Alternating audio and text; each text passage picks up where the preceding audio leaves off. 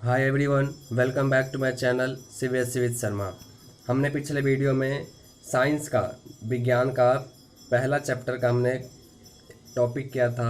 आज हम इस वीडियो में 1.3 भोजन के रूप में पौधे के भाग और जंतु उत्पाद, ये एक टॉपिक हम इस वीडियो में कवर करने वाले हैं।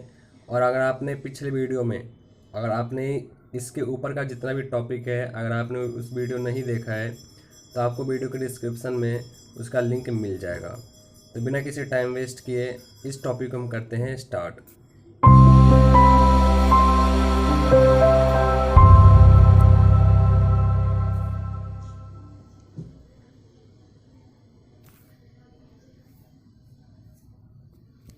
तो जैसे कि आप लोग जानते हैं, हम भोजन के रूप में पौधों के भाग और जंतु उत्पाद को हम ग्रहण करते हैं। अब चाहे पौधे के रूप में, चाहे साग सब्जी हो या कोई भी अन्य प्रोडक्ट हो जो भी हमें बाज़ार से मिलता है, मूली की साग हो, अन्य साग हो, वो हमें खाने को मिलता है, वो पौधे से ही मिलता है। लेकिन इसमें जो चित्र 1.4 में जो हमें दिया गया है, ये पादप के खाने का योग्य भाग, इसको आपको अच्छी तरीके से इसको प्रैक्टिस कर लेनी है। ये एग्ज़ाम में कई बार पूछा भी जाता है, इसका ड्राइंग भी दिया जाता है बनाने के लिए। इसको आपको अच्छी तरीके से प्रैक्टिस कर लेनी है और मैं इसको अच्छे से समझा दूंगा। तो पहले इस पौधे के बारे में हम समझ लेते हैं कि पौधे में कौन कौन से पार्ट्स होते हैं, उसके बाद हम इस टॉपिक को अच्छे से पढ़ेंगे। सबसे पहले एक पौधे में एक जड़ होता है जो कि यहाँ सबसे नीचे होता है। जूम करके दिखा देता हूँ, आपको अच्छे से समझ में आ जाएगा। जैसे आप देख पा रहे होंगे, पौधे में भी जड़ में भी तीन प्रकार के हैं। एक है प्राथमिक मूल और दूसरा है द्वितीयक मूल। जो एक मिट्टी के लेवल में जो जड़ होता है उसे हम प्राथमिक मूल कहते हैं, और जो उससे अंदर होता है, जो ज़मीन के थोड़ा अंदर होता है, उसे द्वितीयक मूल कहते हैं। इन दोनों मूल को हम एक नाम देते हैं जिसका नाम है मूल तंत्र। क्या नाम देते हैं? मूल तंत्र। दोनों को हम एक साथ पुकारेंगे, डिनोट करेंगे, जिसका नाम है मूल तंत्र। और ऊपर, अगर हम इसके ऊपर बढ़े पेड़ों की तरफ, तो उसमें एक आता है इंटरनोड। इंटरनोड क्या होता है? जो तना होता है बीचों में, जो जहाँ से तना का डिवाइडिंग होता है, जहाँ से डिवाइड होता है, एक तना इस साइड को जाता है, मतलब ऐसे बन जाता है। एक तना इधर से आ रहा है, एक तना यहाँ से आया, एक तना यहाँ से निकल गया, फिर इसी में ऐसे ऐसे निकल जाता है। तो इस बीच वाले पार्ट को हम क्या कहते हैं? इस बीच वाले पार्ट को हम इंटरनोड कहते हैं। ठीक है। उसके बाद यहाँ देखो ध्यान से, जब बीचों में से टहनियाँ निकलती है, ये जब बीच में से टहनियाँ निकलती है, तो इन दोनों के बीच में जो भी हमें दिखता है उसे हम कलिका कहते हैं। ठीक है। इस इन दोनों को क्या कहते हैं? कलिका कहते हैं। और इसके ऊपर, ये तो सबको पता है, ये ग्रीन कलर का है, वो पत्ता है। और ये जो पार्ट है, ये हमारा पार्ट जो है वो इंटरनोड है। ठीक है। ये हमारा पार्ट क्या है? इंटरनोड है। और ये वाला जो पार्ट है हमारा, वो नोड है, जहाँ से ये पत्तियाँ जा रही है, ये स्टीम जो जा रही है, जड़ें। और जो इन साइड में जहाँ से वो तने निकलती हैं, इस साइड से जो तने निकलती है, इन इन जगहों को हम क्या कहते हैं? नोड कहते हैं। क्या कहते हैं? नोड। अगर हम इसके ऊपर थोड़ा सा बढ़े तो इसमें आता है फूल, पुष्प, पत्ता, तना। इसमें जो भी पार्ट्स होते हैं, जैसे हम देखते भी हैं अपने घरों के आसपास में जो फूल होते हैं, पेड़ होते हैं, पर हम देखते हैं कि फूल होते हैं, लेकिन जानते नहीं है कि इस भाग को हम क्या कहते हैं। तो ये हमारा सबसे ऊपर वाला जो टॉपिक है, ये इसमें है पुष्प। जहाँ फूल होता है उसे हम पुष्प कहते हैं, और जहाँ फल होता है उसे हम क्या कहते हैं? फल कहते हैं। और ये जो तनाएँ जा रही हैं, तना जो है, ये तना जो जा रही है ऐसे, ये वाला, ये पार्ट, उसे हम क्या कहते हैं? स्तंभ कहते हैं। तना को हम क्या कहते हैं? स्तंभ भी कहते हैं। और इस ग्रीन वाले पत्ती को क्या कहते हैं? पत्ता कहते हैं, पत्ती भी कहते हैं। तो इन सब को मिलाकर, जैसे मूल है, मूल जो प्राथमिक मूल है, द्वितीयक मूल है, उन दोनों को हम क्या नाम देते हैं? मूल तंत्र। ठीक वैसे ही जड़ से ऊपर भी जितना भी इसका नेम है, जितने भी इसके पार्ट्स हैं, उन सबको क्या कहते हैं? प्ररोह तंत्र। क्या कहते हैं? प्ररोह तंत्र। अब हम इस टॉपिक को अच्छे से पढ़ेंगे, फिर इस डायग्राम के बारे में समझेंगे कि कौन सा तंत्र क्या होता है, इंटरनोड क्या होता है, कलिकाएँ क्या होती है। तो वो हम इसमें अब डिस्कस करेंगे। तो पहले हम इस पैराग्राफ को लाइन बाय लाइन रीड कर लेते हैं, उसके बाद हम इसको समझेंगे। पौधे हमारे भोजन का एक मुख्य स्रोत हैं। पहला पॉइंट हमें मिल गया, पौधे हमारे भोजन का मुख्य स्रोत है। अगर पौधा नहीं रहेगा तो हम क्या खाएंगे? जो हमें स्वादिष्ट भोजन मिलता है वो हमें मिलेगा ही नहीं। तो इसमें कहा गया पौधे हमारे जीवन का एक मुख्य स्रोत है। हम पौधे के कौन से भाग का उपयोग खाद्य पदार्थ के रूप में करते हैं? अब इन सब का हम उत्तर नीचे हम डिस्कस करेंगे कि हम पौधे का कौन सा भाग खाते हैं, कौन सा नहीं खाते। और जब भी पढ़ने के लिए बैठो साथ में बुक लेके ज़रूर बैठना, जिससे आपको अच्छे से समझ में आ जाए। हम पत्तियों वाली अनेक सब्जियां खाते हैं, ये बिल्कुल सही बात है। हम पत्तियों वाली अनेक चीज़ें खाते हैं, चाहे कोई भी पत्ती वाली साग सब्जी क्यों ना हो।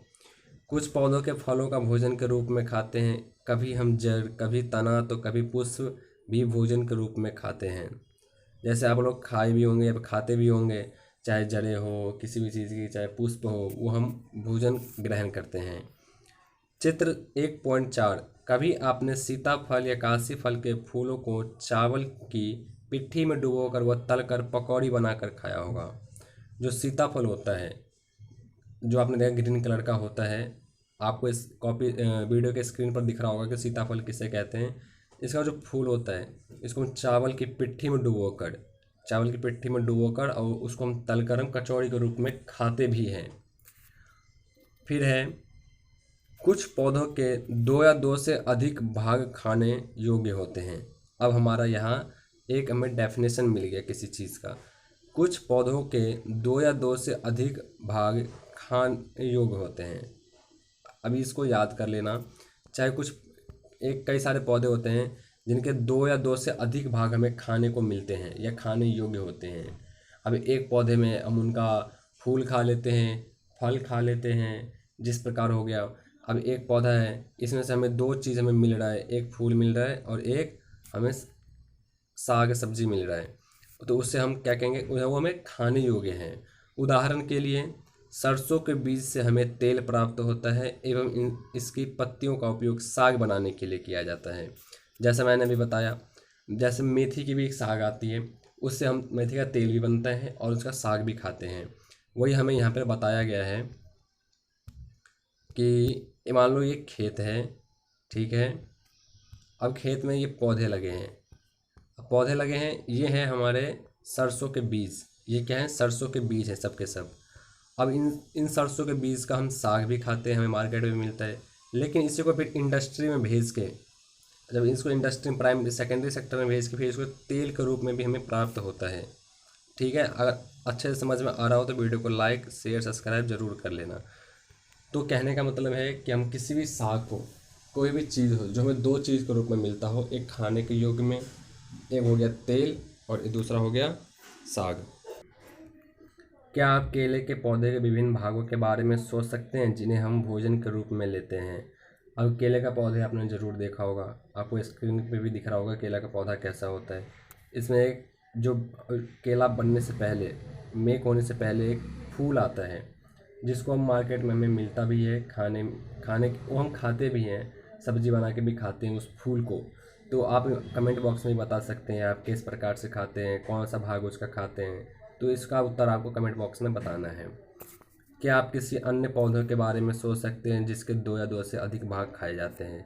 इन दोनों प्रश्न का उत्तर आपको, इसका और इसका, आपको इन दोनों को कमेंट बॉक्स में इसका उत्तर बताना है। अगर आपको नहीं आ रहा हो तो आप कमेंट बॉक्स में बता सकते हैं, मैं इसका उत्तर जल्दी आपको रिप्लाई कर दूंगा। फिर नेक्स्ट हमारा है क्रियाकलाप 4। क्रियाकलाप भी हम पहले पढ़ लेते हैं, उसका हम आगे बढ़ेंगे। सारणी 1.3 में सूचीबद्ध सभी खाद्य पदार्थों में से उन संगठकों को छांटिए जिनका मुख्य स्रोत पौधे से है। ये पौधे के किन भागों से प्राप्त होते हैं? इन खाद्य पदार्थों और पौधों के भागों को सारणी 1.4 के अनुसार सूचीबद्ध कीजिए। जैसे हमें एग्जाम्पल दे रखा है, खाद्य पदार्थ के मुख्य स्रोत की तरफ पौधा, जो हमें पौधों से प्राप्त होता है, जो उनका खाद्य स्रोत है, उनका नाम लिखना है। जैसे बैंगन का भरता। अब संगठक और स्रोत क्या है? बैंगन के भरते से हमें क्या प्राप्त होता है? बैंगन, मिर्च मसाले के रूप में कोई अन्य।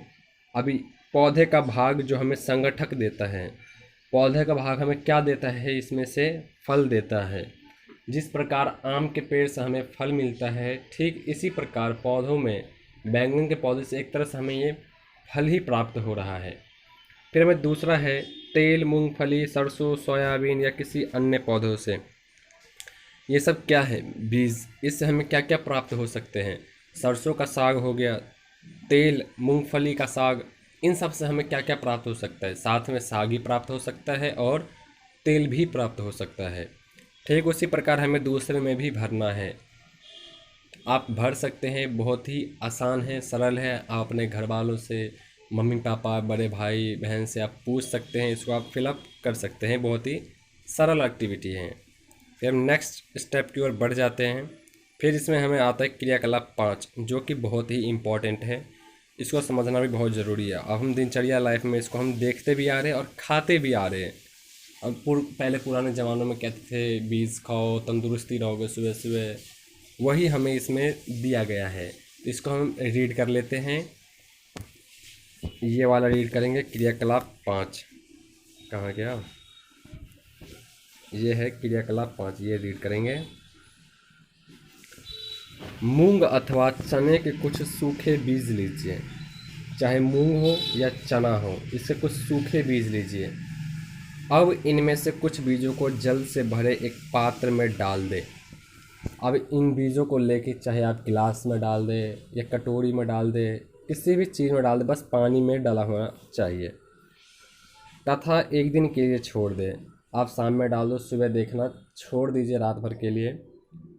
अगले दिन जल को पूरी तरह से निकाल दें और बीजों को गिलास में रहने दें। अब हमें जल को निकाल देना है और बीज को वैसे ही छोड़ देना है। बस हमें पानी को निकाल देना है, बीज को वैसे गिलास में छोड़ देना है। उन्हें एक गीले कपड़े में लपेटकर एक और रख दीजिए। जो हमारा बीज है उसको एक गीले कपड़े में लपेटकर रख देना है। अब क्या आप बीजों में कुछ परिवर्तन देखते हैं? क्या छोटी सी सफ़ेद संरचना बीज के बाहर निकलती है? अब जो नॉर्मल कपड़ा होगा, अगर हम उसमें लपेट कर रख देंगे और उसको थोड़ी देर के लिए छोड़ देंगे, 24 घंटे के लिए, एक दिन के लिए, फिर हम अगले दिन उसमें देखेंगे उसमें से छोटा छोटा सा पौधा निकल आता है। इससे आप ट्राई करके भी देख लेना, जो बुक में दे रखा है बिल्कुल सही है। अब ट्राई करके ज़रूर देखना है, इसको प्रैक्टिकली देखना है, क्योंकि बहुत इजी है, इसमें कोई पैसे खर्च नहीं होने वाला है। फिर उससे छोटे छोटे से बीज निकल आता है। यदि हाँ, तो वो बीज क्या है, अंकुरित हो गए हैं। अंकुरित का क्या मतलब है? मतलब वो पूरी तरह से डेवलपमेंट हो गया है, विकास हो रहा है उसका, अंकुरित हो गया है, उसमें बीज बन चुका है। यदि नहीं तो बीजों को पानी में धोएं।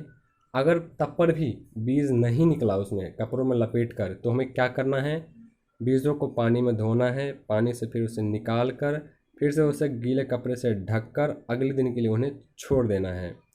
फिर हमें अगले दिन उसमें छोटा छोटा सा अंकुर नज़र आएगा, छोटा छोटा सा उसमें कपड़ों के बाहर या कपड़ों में ही नज़र आएगा। अंकुरों को सावधानी से धोकर आप इन्हें खा सकते हैं, ये उबाले भी जा सकते हैं। इनमें कुछ मसाले मिलाने पर खाने के एक स्वादिष्ट अल्पाहार तैयार हो जाता है। जैसे हम बाज़ारों में जाते चटपटा खाने के लिए, अंकुरित में मसाला डाल देते हैं, मिर्ची मसाला, चना मसाला, टेस्टी टेस्टी मसाला डाल के हमें चटपटा बना के हमें दिया जाता है। ठीक है, हम ऐसे भी घर पे बना सकते हैं। अंकुरों को उससे आराम से धोकर अब हम उसे खा भी सकते हैं। कहते हैं खाली पेट खाने से हमें बहुत ही अच्छा लाभ प्राप्त होता है। और अगर उसमें उबाल कर उसमें थोड़ा मसाला डाल दें तो हमारा एक चटपटा, क्या उसे नमकीन की तरह कह सकते हैं, उसे हम खा सकते हैं। अगले स्टेप की ओर बढ़ते हैं। जैसे चित्र 1.6 में देख पा रहे होंगे, पहले चने को भिगो दिया, फिर कपड़े में रख दिया 24 घंटे के लिए, तो उसके बाद उसमें ऐसा जो वाइट वाइट कलर का जो ये आ चुका है, ये ऐसा हो जाएगा। ठीक है, फिर लिखा है, क्या आप जानते हैं कि शहद कहाँ से आता है? ये हमारा क्रियाकलाप 5 जो था, यह कैसे उत्पादित होता है? क्या आपने एक मधुमक्खी का छत्ता देखा है जहाँ बहुत सी मधुमक्खियाँ भिन भिनाया करती हैं? मधुमक्खियाँ फूलों से मकरंद मतलब मीठे रस एकत्रित करती हैं और उसे अपने छत्त में भंडारित करती हैं। फूल और उनका मकरंद वर्ष के केवल कुछ समय में ही उपलब्ध होते हैं। अंततः मधुमक्खियाँ इस मकरंद का भंडारण कर लेती है। ताकि पूरे वर्ष इसका उपयोग किया जा सके। ऐसे छत्तों में मधुमक्खियां द्वारा भंडारित भोजन का शहद रूप में उपयोग करते हैं। कहने का ये मतलब है कि शहद आता कहाँ से है। आपने ज़रूर ही अपने घर के आसपास या आप अपने घर में ही देखे होंगे कि मधुमक्खियाँ भिनभिनाया करती है, एक जगह बहुत सी एकत्रित हो जाती हैं और उसमें हम आग लगा देते हैं, उन्हें मार देते हैं। लेकिन आपको क्या पता है कि शहद आता कहाँ से है? शहद हमें मधुमक्खियों से ही आता है। मधुमक्खियाँ जो है वो फूलों से मकरंद मीठा रस एकत्रित करती है। मधुमक्खियाँ फूलों के रस पे बैठती है, उससे वो मीठे रस लेके आती है और पूरा एक साथ जमा करती है, कलेक्ट करती है। फिर उनका जो मकरंद है वो वर्ष के कुछ साल में ही उपलब्ध होते हैं। वो हर टाइम उन्हें वो खाना नहीं मिलता। अब फूलों का भी सीज़न है तो फूलों के सीज़न में ही वो मकरंद उठा सकते हैं, मीठी रस उठा सकती है। लेकिन वो ठंडियों के मौसम में नहीं उठा सकती, तो दूसरे मौसम में नहीं उठा सकते ही। तो मधुमक्खियाँ क्या करती है, एक साथ अपना जो भोजन है वो जमा करके रख लेती है और उन्हें पूरे एक वर्ष या जितने भी समय के लिए उनका जो खाना है, भंडारण है, वो उतने दिन तक उस भोजन को खाती रहती है। तो हमने इस टॉपिक में इतना ही पढ़ा है, इस वीडियो में मैंने इतना ही डिस्कस किया है। नेक्स्ट वीडियो में पढ़ेंगे 1.4 जंतु क्या खाते हैं। ठीक है, तो मिलते हैं अगले वीडियो में।